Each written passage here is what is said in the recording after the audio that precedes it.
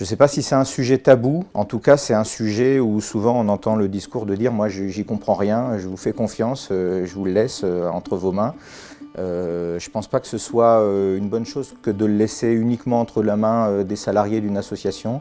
Les outils qui nous ont été proposés en fait, nous ont permis d'analyser notre activité de façon différente. Voilà.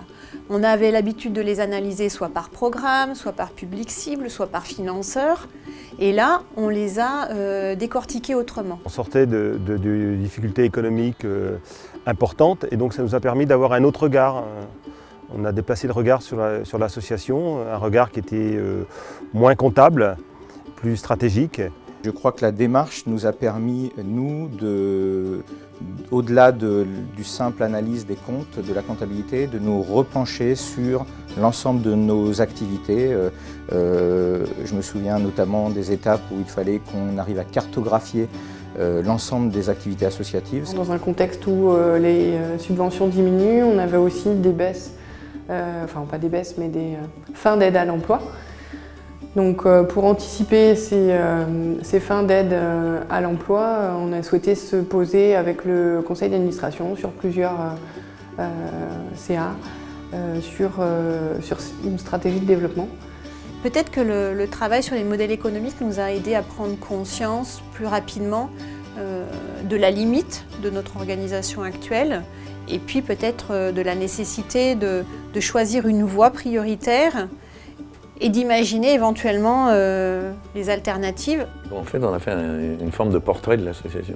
Quelles sont ses forces, quelles sont ses faiblesses, qu'est-ce qu'on sait bien faire, qu'est-ce qu'on fait moins bien.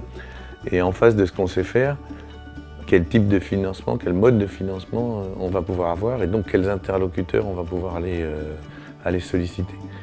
Et ça, je pense que pour mettre les choses honnêtes, c'est assez important. Et même si on n'a pas de problème financier aujourd'hui, c'est important de se le poser pour les anticiper par la suite. Faire ce travail-là vis-à-vis de nos principales collectivités qui financent l'association, ça a été compris et entendu comme vraiment un gage de sérieux et ça a légitimité toute notre réflexion et toutes nos demandes qu'on avait auprès de la collectivité.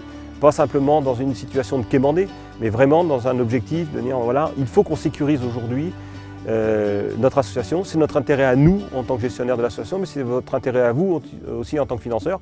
Pour une structure associative, se pencher sur son modèle économique est très important et c'est surtout finalement se pencher par une autre fenêtre sur son projet associatif.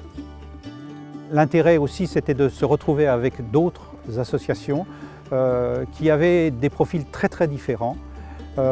Et donc qui nous ont permis d'avoir une analyse sur et un regard sur notre propre association qui était tout à fait différent.